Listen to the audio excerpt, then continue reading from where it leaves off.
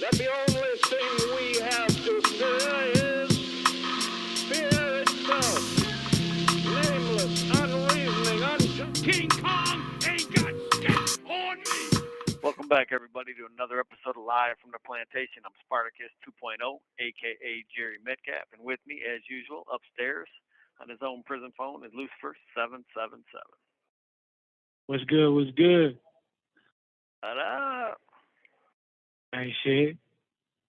Yeah. Guess what we're going to be doing? Guess what we're going to be talking about today? What is that? Today we're going to be discussing the University of Michigan's Prisoner Creative Arts Program, otherwise known as PCAP, something you and I both love. Oh, most definitely.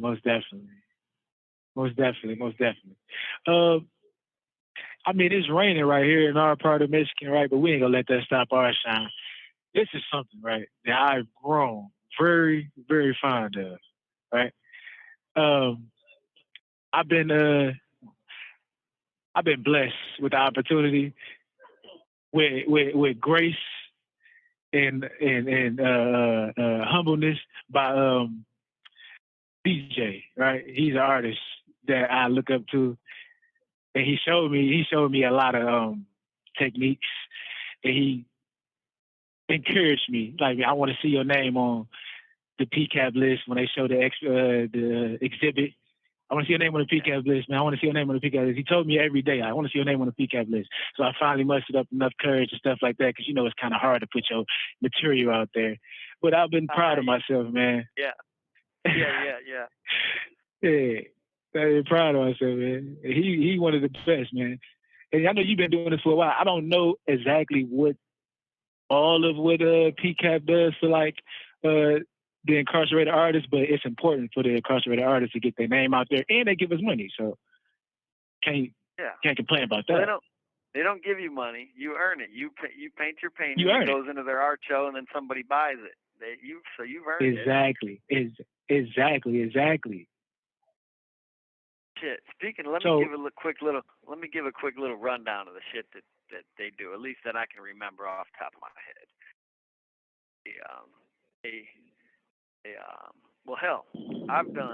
They do writing classes, photography classes, art classes, acting and drama classes. They do the annual art show. They do every year. They published the Journal of Prisoner Creative Writing. That's Phil Christensen. He runs that. He's the editor for that. He's great, by the way. And they're part of the We Roar project. That's the one that I'm in right now, where I did the painting for the Ukraine and the poem for the Ukraine, and that's going to be, they're doing it in collaboration with people in England and some convicts that are imprisoned in England. Sure, we're missing stuff here. I'm trying to think.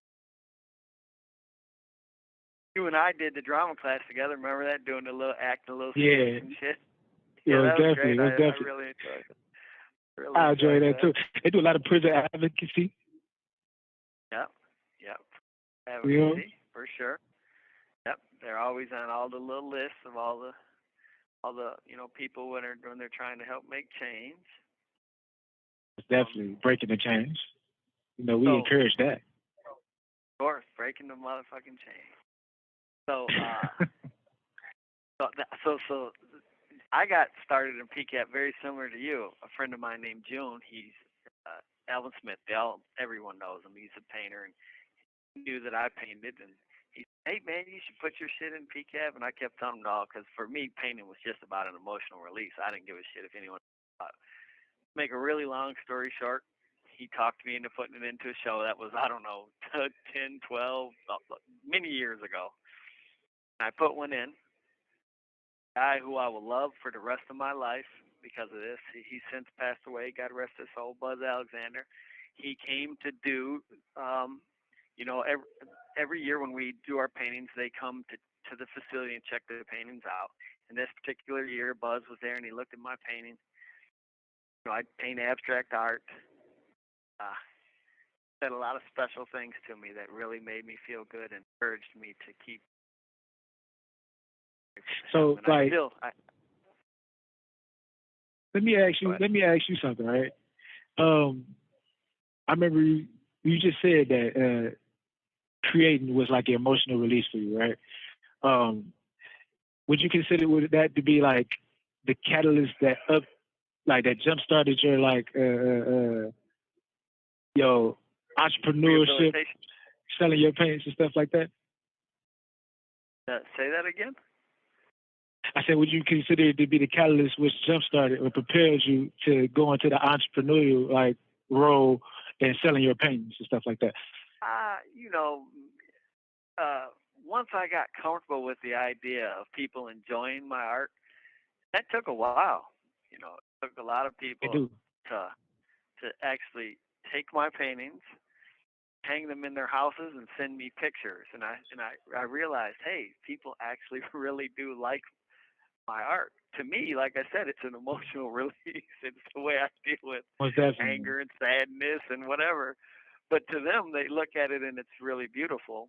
And so, and again, from PCAP, you know, I remember when I sold my first painting, I was like, oh my God, I could actually sell these, because I would just paint a painting and I would paint over it. And back, you know, before, and I would paint over, because I didn't want to keep having to keep buying canvas. So I'd paint over that one, do another one, paint over that one, do another one, you know, just to make myself feel better. And definitely. And for instance, like Buzz, he convinced me that my art had worth. It was okay to share it with other people, and it was okay to accept money for it too, you know, because I had to be able to get the money in to be able to buy more supplies. And painting isn't cheap, at least for us, you know. In here, it's not cheap. Canvas isn't cheap, so it was okay. And then I started selling. So that was the beginning for sure. Because like in essence, bro, it's our emotions which gives the painting value, right? So it's kind of like showing that, you know what I'm saying? It's kind of like showing that what's inside of you, like really, like it's like a beautiful thing, because you placing it on like plain canvas, and you making something like this beautiful as fuck. And I commend you for that too, man, because you do good work. You do good work for sure. Yeah. Well, you know, for me, the hardest part back in the beginning was being willing to share those emotions with people. Somebody would say, what was you thinking when you painted this? And I'd be like, I don't know, or I'd lie. I'd be like, no, nothing, or whatever. But, you know, now if somebody asked me, and if it's a painting, if it was a really strong emotion, like when my grandma passed or something, I'll say, yeah, I painted that painting when I learned my grandmother passed, and that's, you know, that's what came out of it. But before, it was really hard for me to share, to be vulnerable. For one, I was worried about what they would think. Maybe they would laugh at me, or maybe they would, you know, something like that, or maybe they would look at me as being soft or weak or something like that. But now I understand that people who really love art, they'll appreciate understanding where the art comes from, where it comes from. You know what I mean? To me, all the best art comes from the heart, comes from the inside of you, you know. Remember when we made the painting together and stuff like that, and you was like, man, you need to draw in and extract what really made you feel how it made you feel with doing this, and what emotions you was going through and stuff like that. And I'm not that cerebral, right? I'm like, I just did it because I just went with the feel. I didn't have a meaning, so it was kind of hard for me. And that's how all my creative process. That's my creative process. I just look at it, get the feel and stuff like that, and I don't draw from it. Yeah, but don't forget though. In retrospect, we've had conversations, and looking back, you knew that it came from a different place. Right. So that's important. It's important to acknowledge that. You know it comes from deep inside you. Sometimes you just don't know where it's coming from, but over time, you'll figure that out.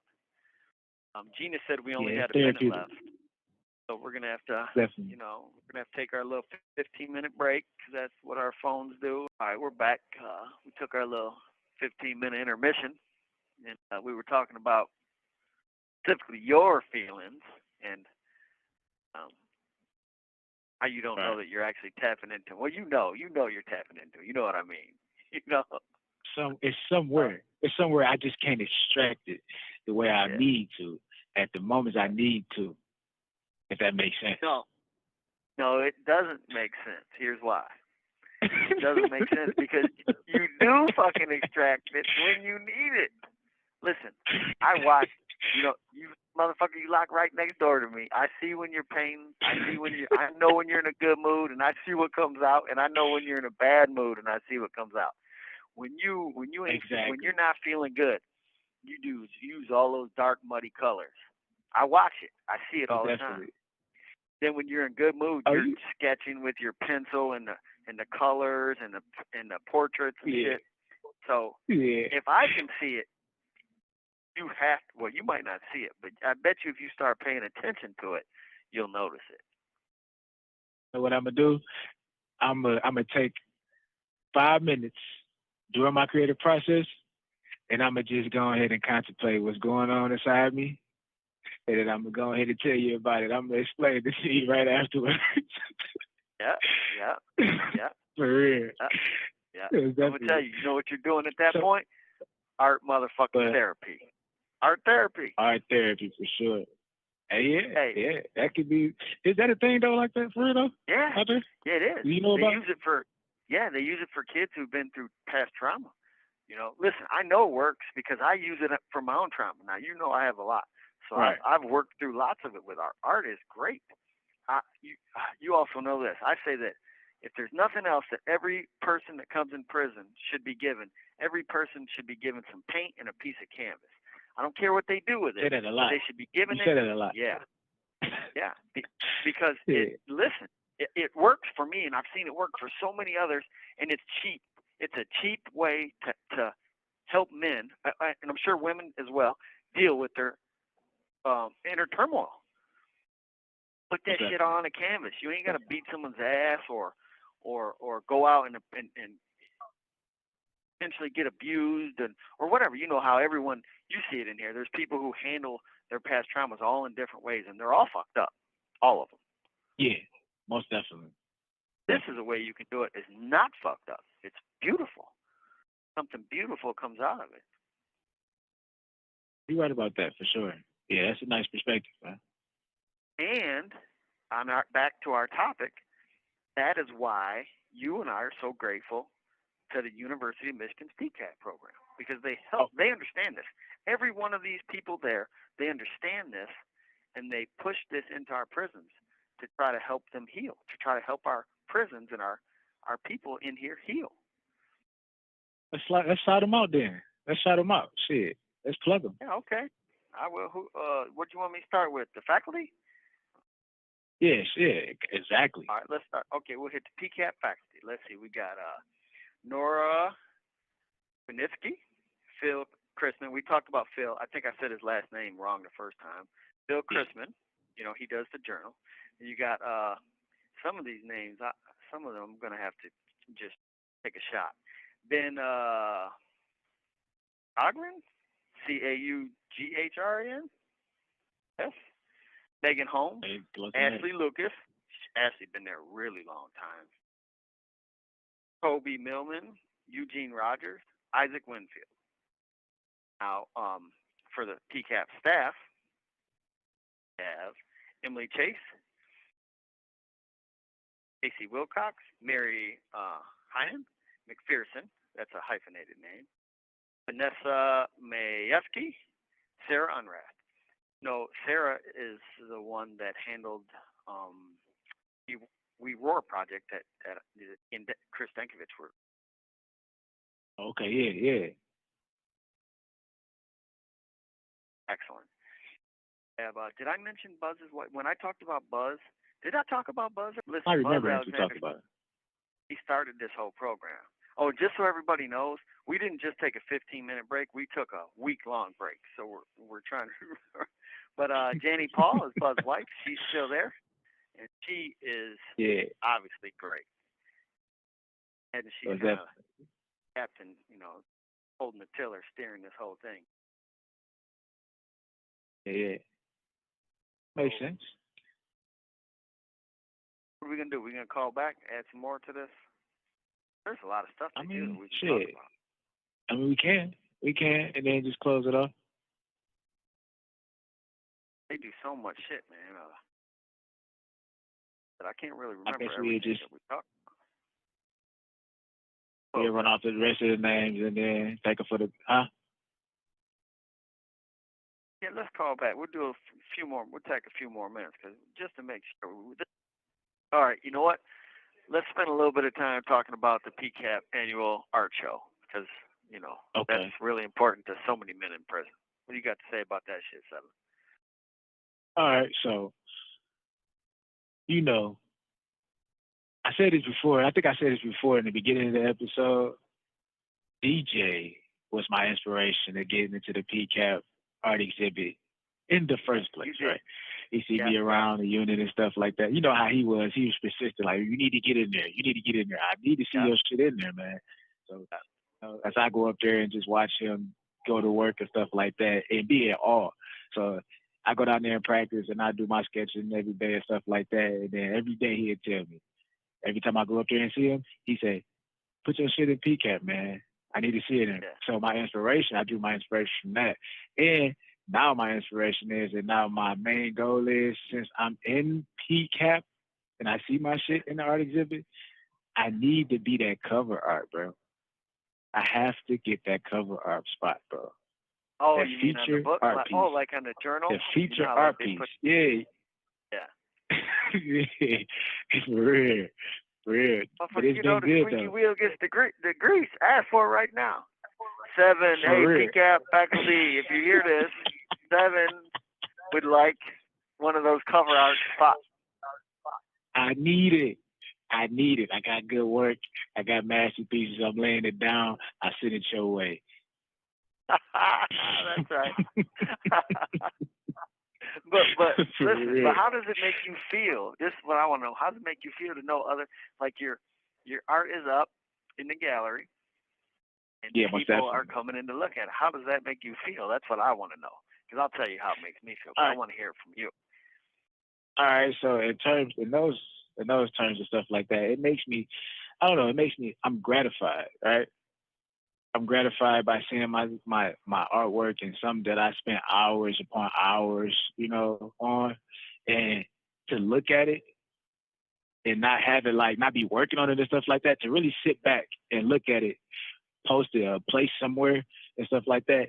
It's an overwhelming feeling for me because I was never like that. You can attest to this because you had your shit almost everywhere and shit like that. So you kind of I don't know if you still have that new feeling every time you see your shit posted somewhere and shit like that, but I still, it's unbelievable for me because I haven't, if it ain't in my motherfucking mom's refrigerator or some shit like that, I've never seen my shit, posted somewhere. Not even on the wall, you know what I'm saying? But, so, it's an overwhelming feeling for me. I don't think that feeling ever goes away. No, I don't. I think that's why people keep doing shit. It makes you feel happy. It makes you, like for me, I feel like I've shared a piece of myself. Like most the definitely. painting, the one that I just did for the We War project. Actually, you helped me on some of that. You were here. You participated. You know what I'm saying? Most but definitely. The Ukraine thing, that shit was all kind of special to me because my grandpa, and that stuff, those emotions. Now I'm happy that I can share them, share that with everybody. Now they look at it and they might not understand the depth of the emotion involved, but like when my mom, and I was talking to my mom, my mom and my when they tell me, oh, your grandpa would be so proud and we're proud of you, those things, all that shit contributes some good feelings that are on the inside. And knowing that piece of art is going to hang somewhere, and now you're sharing those feelings that you have or for me, those feelings I have on the inside, I'm now sharing that with the entire world. That goes the same way for the fucked up feelings. I'm fucked up and I paint a painting or because a lot of times my paintings will have fucked upness. It'll start off maybe fucked up and it'll have light and dark. Both sides of me will be in it. But at the same time, I'm sharing all of that with somebody else. You know, it's kind of like when going to AA. AA says you gotta one of the ideas of AA is you gotta get that fucked upness out of you, that bad shit that drives you to do, drink or in any case to do anything that's fucked up, and getting it out into the paint is great because I'm sharing it. I can share it without actually having to talk to somebody. Even though I'm okay, I'm learning to be okay with being vulnerable, speaking to people. But for a while now, I've been, it's really hard.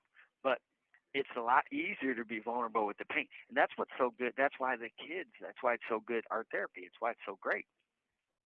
Be vulnerable with the paint, because ultimately you can say, well, nobody really knows.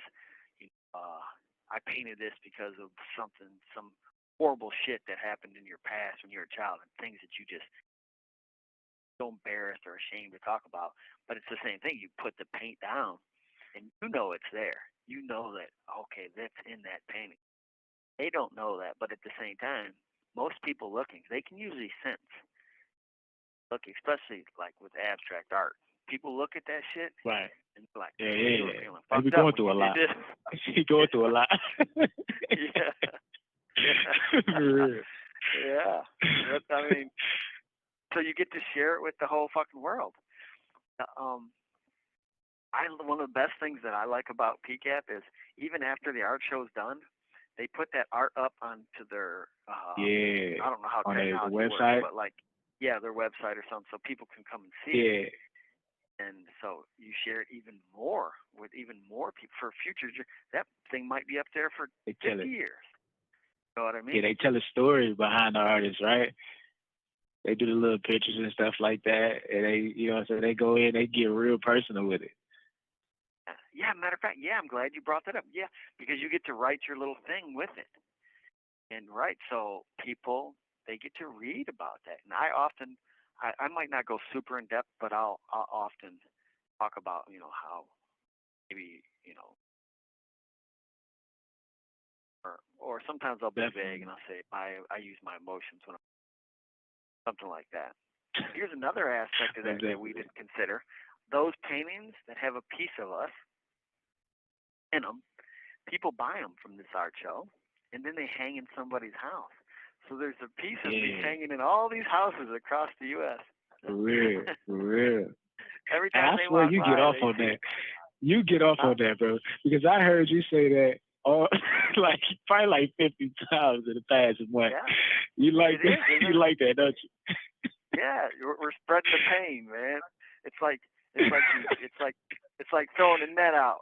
If I hurt only in one spot, like if I hold it all in, it's all bundled up inside me in one spot. But this way, we spread that shit out. Most pain is like a giant net spread over America. Oh yeah, most definitely, for real.